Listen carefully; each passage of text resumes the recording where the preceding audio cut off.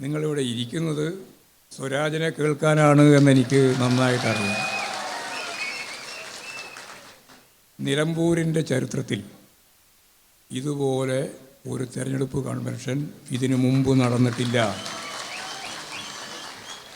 ഒരു തെരഞ്ഞെടുപ്പ് ഘട്ടത്തിലും നടന്നിട്ടില്ല. അതൊരു റെക്കോർഡാണ്. സ്ഥാനാർത്ഥി പ്രഖ്യാപനം നടത്തിയ 12:30 മണി മുതൽ ഈ നിയോജക മണ്ഡലത്തിലും സഖാവ് പിണറായി പറഞ്ഞതുപോലെ കേരളത്തിലും ഇടതുപക്ഷ ജനാധിപത്യ മുന്നണിയുടെ പ്രവർത്തകരും സഖാക്കളും ആവേശ തിമിർപ്പിലാണ്. ഈ ആവേശമെല്ലാം കൃത്യമായിട്ട് ഉപയോഗിക്കേണ്ടത് വരുന്ന 19-ാം തീയതി നടക്കാൻ പോകുന്ന നിലമ്പൂർ ഉപതെരഞ്ഞെടുപ്പിൻ്റെ വോട്ടെടുപ്പിലാണ്. നമുക്കൊരു സംശയവും ഉണ്ടാവേണ്ടതില്ല. ഇവിടെ പ്രിയപ്പെട്ട ജോസ് കെ മാണി പറഞ്ഞതുപോലെ ഈ നിലമ്പൂരിൽ ഇപ്പോഴും UDF ഇല്ല. UDF പല ഭാഗമായിട്ട് മാറിക്കിടക്കുകയാണ്. അൻവറും കൂടി മത്സരരംഗത്തേക്ക് വരുന്നു എന്നാണ് ഇപ്പോൾ അവസാനം പറഞ്ഞത്. അത് നമ്മൾ ഗൗരവത്തിലെടുക്കുന്നില്ല. കാരണം നമ്മൾ അൻവറുമായിട്ടുള്ള ബന്ധം വിച്ഛേദിച്ചതിന് ശേഷം അൻവറെ പറ്റി നമ്മൾ ആലോചിച്ചിട്ടേയില്ല. അതെപ്പോഴും ആലോചിച്ചുകൊണ്ടിരിക്കുന്നത് UDF ആണ്.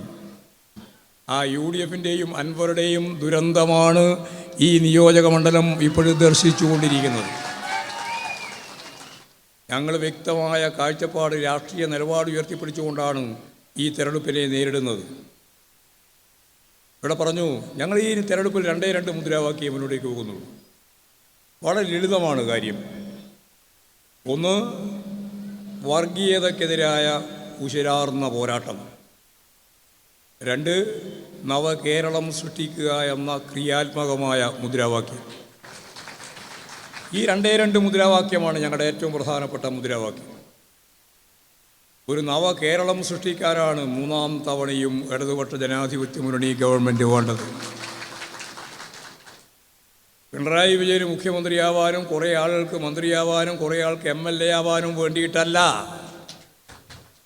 സമ്പന്നർ കൂടുതൽ സമ്പന്നരാവുകയും ദരിദ്രർ കൂടുതൽ ദരിദ്രരാകുകയും ചെയ്യുന്ന ഈ ഇന്ത്യയിൽ, ലോക മുതലാളിത്തത്തിൻ്റെ പ്രത്യേക പശ്ചാത്തലത്തിൽ ദരിദ്രരായ പാവപ്പെട്ട മനുഷ്യരെ ലോകത്തിലെ 400 വർഷക്കാലമായിട്ട് അർദ്ധവികസിതമായ രീതിയിൽ വളർന്നു വന്ന വളർച്ചയുടെ വികാസത്തിൻ്റെ പശ്ചാത്തലത്തിൽ നിന്നുകൊണ്ട് ഞങ്ങളിതാ ഈ കേരളത്തിലെ ജനങ്ങളോട് പറയുന്നത്, ആ തലത്തിലേക്ക് ജനങ്ങളുടെ ജീവിത നിലവാരം മെച്ചപ്പെടുത്താനാണ് 3ാമത്തെ ഗവൺമെൻറ്.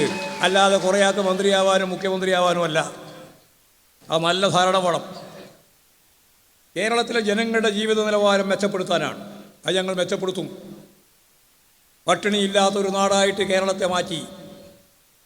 ഇന്ത്യയിൽ ഏതെങ്കിലും ഒരു സംസ്ഥാനത്ത് പട്ടിണി അവസാനിപ്പിച്ച അല്ലെങ്കിൽ അതിദാരിദ്ര്യം അവസാനിപ്പിച്ച ഒരു സംസ്ഥാനമാണ് എൻ്റേത് എന്ന് പറയാൻ പതിറ്റാണ്ടുകൾ കാത്തിരുന്നാലും ഇന്ത്യയിലെ കേരളം ഒഴിച്ച് ഒരു സംസ്ഥാനത്തിനും സാധിക്കുന്നതല്ല. ഇവിടെ മഹാനായ ഇടതുപക്ഷ ജനാധിപത്യ മുന്നണിയുടെ നേതാവ്, കേരളത്തിലെ മുഖ്യമന്ത്രി 2025 നവംബർ മാസം 1-ാം തീയതി ലോകത്തോട് പ്രഖ്യാപിക്കാൻ പോവുകയാണ്, ഈ കേരളം ഇന്ത്യയിൽ ആദ്യമായി അതിദാരിദ്ര്യം അവസാനിപ്പിച്ച ആദ്യത്തെ സംസ്ഥാനമായിട്ടിതാ മാറിയിരിക്കുന്നു എന്നുള്ളതാണ്. അതാണ് കേരളം. ആരെയെങ്കിലും അധികാരത്തിലേക്ക് കയറ്റാൻ മാത്രമല്ല, അധികാരത്തിലേറ്റിയാൽ എന്താണ്, അത് ഈ രാജ്യത്തിലെ ജനങ്ങളുടെ പട്ടിണി ഇല്ലാതാക്കും. വിദ്യാഭ്യാസ മേഖലയിൽ ലോകോത്തരമായ രീതിയിൽ കേരളം വളരും. വിജ്ഞാന സമ്പദ് വ്യവസ്ഥ എന്ന് പറയുന്നത് വെറുതെ പറയുന്നതല്ല. വിജ്ഞാനത്തെ മൂലധനമാക്കി ഉപയോഗിച്ച് ഈ ലോകത്തിൻ്റെ വിവിധ മേഖലയിലുള്ള മൂലധനം കൂടി സ്വരൂപിച്ച് ലക്ഷക്കണക്കിന് മനുഷ്യർക്ക് തൊഴിലില്ലായ്മ അനുഭവിക്കുന്ന ഈ കേരളത്തിൽ തൊഴിലില്ലായ്മ പ്രശ്നം ഈ ഇടതുപക്ഷ ജനാധിപത്യ മുന്നണി ഗവൺമെൻറ്റിന് പരിഹരിക്കാനാവും. കൈയടിക്കാതെ എനിക്ക് നന്നായിട്ട് മനസ്സിലായിട്ടുണ്ട് എന്തുകൊണ്ടാണെന്ന്. കാരണം അപ്പോൾ നിങ്ങൾക്ക് സംശയമാണ്, ആവുമോന്ന്. നിങ്ങളെ സംശയമാണ്, ആവും.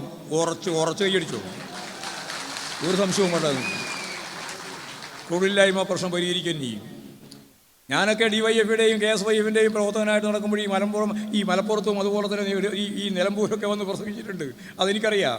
ആ പ്രസംഗം ഇങ്ങനെയായിരുന്നു: മുതലാളിത്തം ഉള്ളിടത്തോളം കാലം തൊഴിലില്ലായ്മ അവസാനിക്കില്ല. മുതലാളിത്തത്തിൻ്റെ ഉൽപ്പന്നമാണ് തൊഴിലില്ലായ്മ. കേരളത്തിലെ ജനങ്ങളെ സംബന്ധിച്ച് ഒരു പുതിയ കേരളം സൃഷ്ടിക്കുക എന്ന് പറയുമ്പോൾ പട്ടിണി അവസാനിച്ചാൽ മാത്രം പോരാ. ലോകോത്തരമായ വിദ്യാഭ്യാസ സംവിധാനത്തിലേക്ക്, വിജ്ഞാന സമൂഹത്തിലേക്ക്, അതുവഴി വിജ്ഞാന സമ്പത്ത് വ്യവസ്ഥയിലേക്ക്. അതൊരു പുതിയ പദമാണ്, വിജ്ഞാന സമ്പത്ത് വ്യവസ്ഥ. വിജ്ഞാനത്തെ മൂലധനമായി ഉപയോഗിക്കുന്ന സമ്പത്ത് വ്യവസ്ഥ. അതിൻ്റെ ഒപ്പം 3,50,000 ചെറുകിട സംരംഭങ്ങൾ ആരംഭിച്ച രാജ്യം ഇന്ത്യയിൽ ഒന്നാമത് കേരളം. 7 ലക്ഷത്തിലധികം ആളുകൾക്ക് ഈ ഗവൺമെൻറ് ഇപ്പോഴ് 4 കൊല്ലം കൊണ്ട് തൊഴിൽ നേടാനായ കേരളം. ഒരു 10 ലക്ഷം ആളുകൾക്ക് ഏതാണ്ട് ഇപ്പോഴും തൊഴിലായിട്ടുണ്ട്. നമ്മൾ 20 ലക്ഷമാണ് പറഞ്ഞത്. ഇനി ഒരു 10 ലക്ഷം ആളുകൾക്ക് കൂടി തൊഴിൽ കൊടുക്കാൻ കഴിയും. അതിൻ്റെ ഭാഗമായിട്ടുള്ള നിരവധി പ്രവർത്തനങ്ങൾ, മെഗാ ജോബ് ഫെയറുകൾ, 20,000-വും 30,000-വും 40,000-വും ആളുകൾ പങ്കെടുക്കുന്ന, യുവാക്കൾ പങ്കെടുക്കുന്ന ജോബ് ഫെയറുകൾ കേരളത്തിൽ നടന്നു വരികയാണ്. അതിൽ ഓരോ ജോബ് ഫെയറിൽ നിന്നും ആയിരക്കണക്കിന് ആളുകൾക്ക് തൊഴിൽ കൊടുക്കാൻ സാധിക്കുന്ന രീതിയിൽ ലോകത്തിൻ്റെ വിവിധ മേഖലയിലുള്ള 10 ലക്ഷം തൊഴിലവസരങ്ങൾ അതിൻ്റെ ഡിമാൻഡായിട്ട് കേരളത്തിലുണ്ട്. അതിന് MAയും MSCയും BAയും BSCയും മാത്രം പോരാ, അതിന് പരിശീലനം ലഭിക്കണം. അതുപോലെ കമ്മ്യൂണിക്കേറ്റീവ് ഇംഗ്ലീഷ് കൈകാര്യം ചെയ്യാൻ അവർക്ക് സാധിക്കണം. അവരെ പഠിപ്പിക്കണം. ആ പണി തുടങ്ങിയിട്ടുണ്ട്. വളരെ ചുരുക്കം കൊല്ലം കൊണ്ട്, ഞാൻ 5 കൊല്ലം കൊണ്ടൊന്നും പറയുന്നില്ല, ഒരു 10-20 വർഷം കൊണ്ട് തൊഴിലില്ലായ്മ എന്ന് പറയുന്ന പ്രശ്നം ഈ കേരളത്തിൽ ഒരു യുവാവും അനുഭവിക്കേണ്ടി വരില്ല. നമുക്ക് പരിഹരിക്കാം. നേരത്തെ പറഞ്ഞ 3.5 ലക്ഷം സ്വയം സംരംഭകരുടെ പ്രവർത്തനം, 100 കോടി വരെയുള്ള ഇൻവെസ്റ്റ്മെൻറ്റുള്ള യൂണിറ്റുകളുണ്ട്. 100 കോടി വരെ.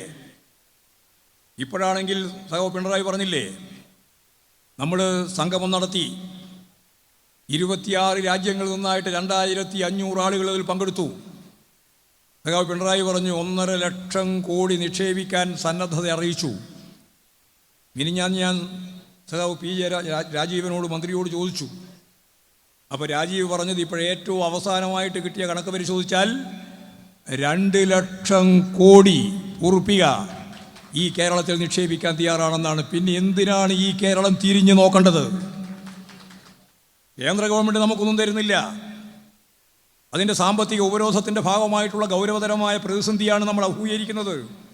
നമുക്കാണെങ്കിൽ 62 ലക്ഷം ആളുകൾക്ക് മാസാമാസം 1,600 രൂപ ക്ഷേമ പെൻഷൻ ഉൾപ്പെടെ കൊടുക്കുകയും വേണം. നിരവധിയായ പദ്ധതികൾ കേരളത്തിൽ നടപ്പിലാക്കിക്കൊണ്ടിരിക്കുകയാണ്.